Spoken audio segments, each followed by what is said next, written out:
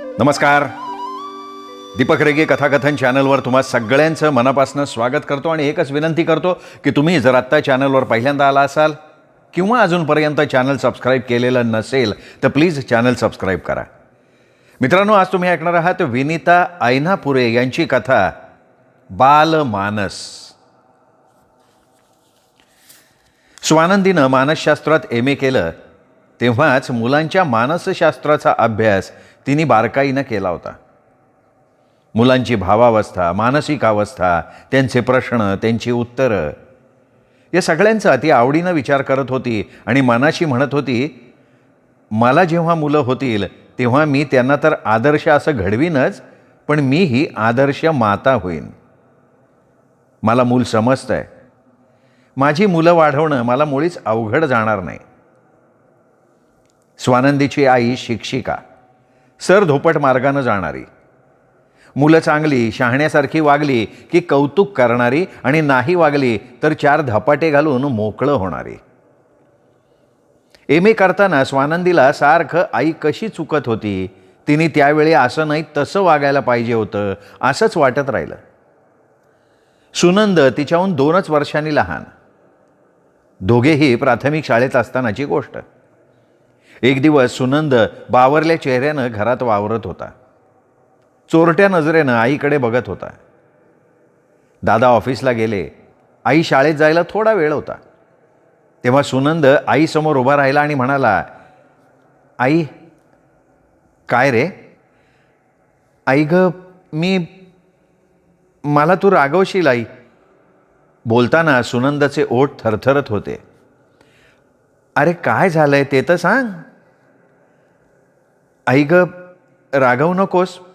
मी खरं खरं सांगतो आई. मी आज सिगरेट ओढली.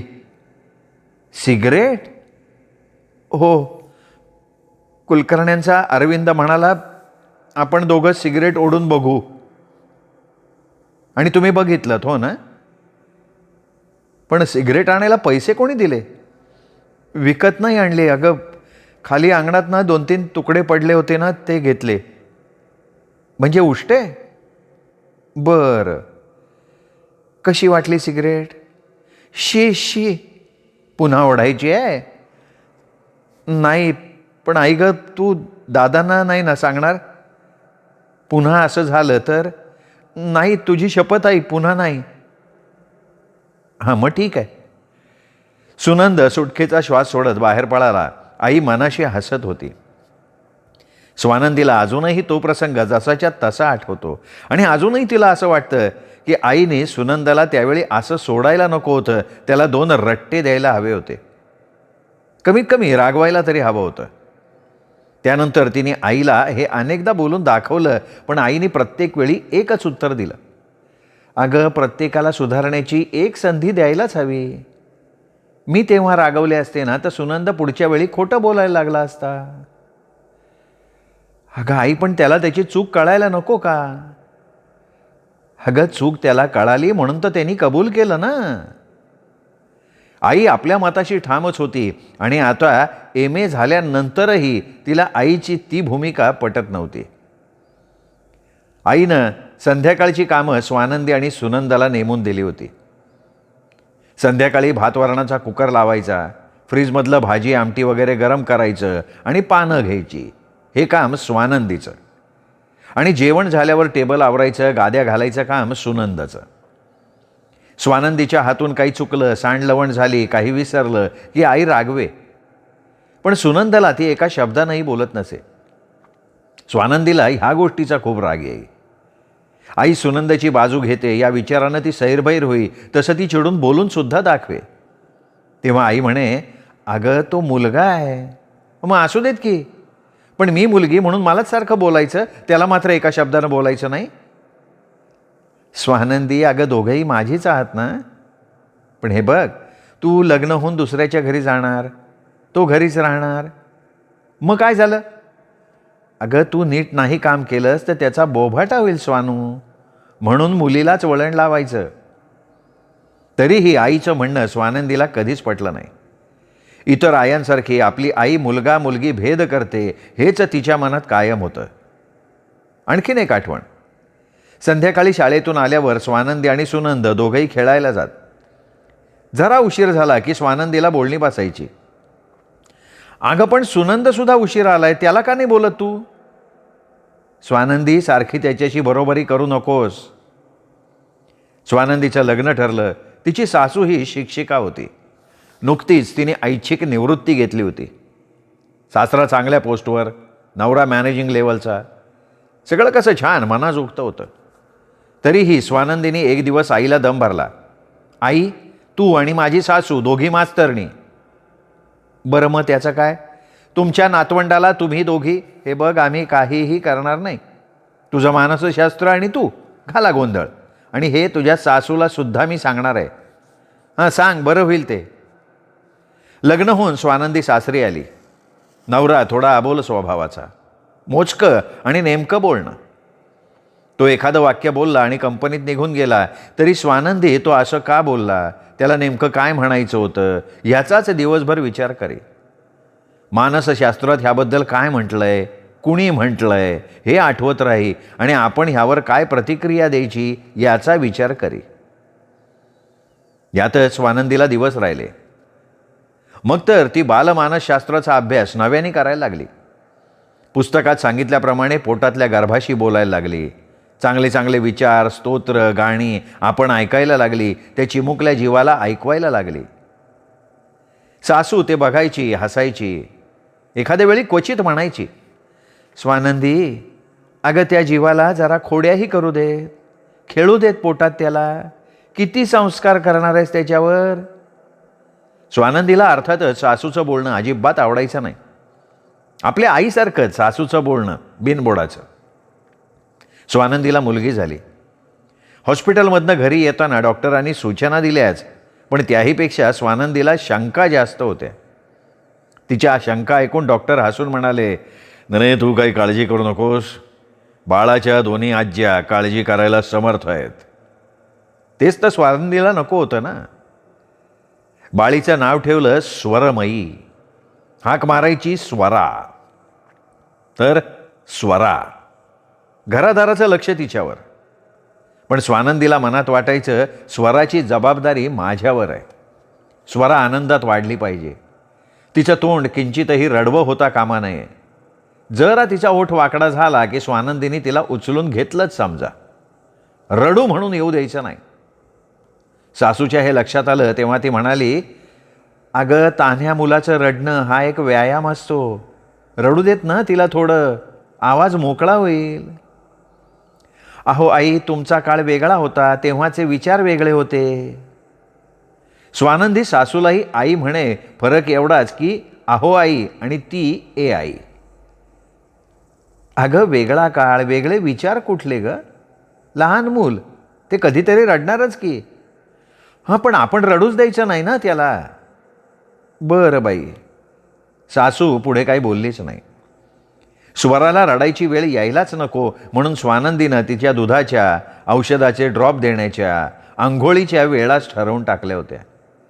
त्याशिवाय तिच्या जवळपास खेळणी कुठली, गाणी कुठली, कपडे कोणते हेही सर्व तिने ठरवलेलंच. त्यानुसार जीवाचा आटापिटा करत स्वानंदी वेळापत्रक सांभाळी. कधी स्वरा फुर्र करून तोंडातलं दूध, औषध किंवा फळांचा रस उडवून लावी, तेव्हाही स्वानंदी पुन्हा तेच तिला द्यायचा प्रयत्न करी. एकदा स्वानंदीची आई स्वानंदीच्या घरी आली. ती आणि स्वानंदीची सासू गप्पा मारत बसल्या. स्वानंदी स्वराला भाताची पेज भरवत होती. स्वरा तोंडातून ते टाकण्याचा प्रयत्न करत होती. अगं तिला नको असेल तर बळबळ नको घालूस, आईने सांगितलं. हे बघ आई, आत्ता तिची भाताची पेज घ्यायची वेळ आहे. अगं पण तिला नको आहे. तिला काय कळतंय? अगं नको आहे हे तर निश्चितच कळतंय तिला, म्हणून तर ती तोंडातनं काढून टाकतीये ना. पण ही तिची पेजेचीच वेळ आहे. अगं असू देत ग. नाही तिने आत्ता काही घेतलं तर बिघडत नाही. हवं नको, किती खायचं किती नाही मुलाला बरोबर कळतं. नंतर दे. आईचं बोलणं काहीच्या काहीच. म्हणे नंतर दे. मग वेळापत्रकाला अर्थ काय राहिला? स्वानंदी मनाशी धुसफुसत राहिली. खोलीभर खेळणी, कपाटभर कपडे, तैनातीला 24 तास आई. वेळापत्रकानुसार खाणं पिणं होऊन सुद्धा 6 महिन्यांची स्वरा सारखी रडायला लागली. उचलून घेतलं, पाळण्यात घातलं, बागेत नेलं. हिची रडण्याची उबळ मधून मधून येत होतीच. स्वानंदीची सासू हे सगळं बघत होती, पण ती एक शब्द बोलली नाही. स्वानंदीनं सासू देखत आईला फोन केला. स्वरा बरी आहे ग, पण सारखी रडतीये. अगं कान दुखत असेल, आईने सांगितलं. हो पण ते कळणार कसं? अगं कानाला जरा हात लावून बघ, ती किंचाळेल. आणि नाही किंचाळली तर? पोट दुखत असेल अगं, ते कसं बाई ओळखायचं? स्वानू, अगं तुझ्या सासूबाई नाही आहेत का घरात? आहेत की, मग त्यांना फोन दे बरं जरा. स्वानंदीनं सासूच्या हातात फोन दिला. दोघींचं काय बोलणं झालं कोणास ठाऊक, पण सासूबाई सांगत होत्या, अहो आपण दोघी मास्तरनी, विद्यार्थ्यांनी शंका विचारली तर निरसन करावं काय? आणि त्या हसत सुटल्या. बहुतेक पलीकडनं आईसुद्धा हसत असावी. इथे माझी मुलगी रडतीये आणि ह्या दोघी खुशाल हसतायत. स्वानंदी नुसती मनाशी धुसपुसत राहिली. सासूनं फोन खाली ठेवला आणि स्वानंदीला म्हणाली, तिला थोडं पाणी पाजून बघ बरं. पाणी कशाला हवं? पेज फळांचे रस यातनं पाणी जातंय की पोटात. अगं तरीही थोडा उन्हाळा सुरू होतोय, घाल 2 चमचे पाणी. नाही तर असं कर, दूध वाढव. त्याची काही गरज नाही आहे, ठरलेलं देतीये मी. अगं मग तिला डॉक्टरांच्याकडे घेऊन जा. मी येऊ का तुझ्याबरोबर? नको, संध्याकाळी सौमित्र आला की आम्ही जाऊ. संध्याकाळी स्वानंदी आणि सौमित्र स्वराला घेऊन डॉक्टरांच्याकडे गेले. डॉक्टर वयस्कर पण छान प्रसन्न चेहऱ्याचे होते. काय म्हणते स्वरमयी, स्वर काढला का नाही तिनं? त्याकरताच तुमच्याकडे घेऊन आली आहे. स्वानंदीनं काळजीच्या स्वरात सांगितलं. डॉक्टर ही खूप रडते हो हल्ली, काय होतंय तेच कळत नाही. सासूबाई कुठे गावाला वगैरे गेलेत का? का? स्वानंदीनं दचकून विचारलं. अगं घरात अनुभवी माणूस असलो ना की बाळाची इतकी काळजी करायचं कारण पडत नाही. बरं सांग, केव्हा रडते ही? सतत. बघू. डॉक्टरांनी स्वराला तपासलं. दूध पिते? हो, अगदी आवडीनं. किती पिते? अंगावरचं चालू आहे? नाही, वरचं. किती पिते? मी अर्ध्या बाटलीला थोडं कमी देते. ती सगळं पिते? हो. मग बाटली भरून दूध दे. अहो पण. बाटली भरून दे. तिला हवं तितकंच ती घेईल. नको झालं की बाटली हातानं बाजूला करेल. जास्त झालं आणि तिचं पोट दुखलं तर? मी आहे ना, आण माझ्याकडे. पण ती वेळ येणारच नाही. तिची भूक वाढतीये, तिचं पोट भरत नाहीये, म्हणून तिची किरकिर चालली आहे. मुलाला हवं नको बरोबर कळतं. म्हणजे आई, सासू आणि डॉक्टरांचं एकच सांगणं. पण मग मानसशास्त्र काय सांगतं? ठराविक गोष्टी ठराविक वेळेला द्या, त्याचं काय? गंमत म्हणजे स्वराला पोटभर दूध मिळायला लागलं, आपोआप तिचं रडणं थांबलं. स्वरा मोठी होत होती. तिचा खेळकर स्वभाव, गोड हसणं, इकडून तिकडे लगबगीनं चालणं, बोबडं बोलणं, यामुळे घरातल्या सर्वांचीच ती लाडकी होती. पण सगळे तिच्यावर प्रेम करत ते अगदी सावधपणे. कारण तिला जवळ घ्यायचं नाही, तिची पापी घ्यायची नाही, तिला खाऊ म्हणून चॉकलेटं द्यायची नाहीत, प्लॅस्टिकची खेळणी द्यायची नाहीत, नायलॉनचे कपडे द्यायचे नाहीत. अशा स्वानंदीनं अनेक गोष्टी धमकावून वारंवार सांगितल्या होत्या. सासरच्यांना जो नियम तोच माहेरच्यांना, त्यात भेदभाव नाही. त्यामुळे तिची आई आणि सासू दोघी एकत्रपणानं सगळ्या गमती बघत. एवढं करून स्वराला आजीच्या पानातलाच कालवलेला भात आवडायला लागला. आजोबांच्या बशीतल्या चहा करता ती हट्ट करायला लागली. बाबांची पापी हवी म्हणून धडपडायला लागली. ते मिळालं नाही की रडणं, हातपाय आपटणं, हुंदके देणं सुरू.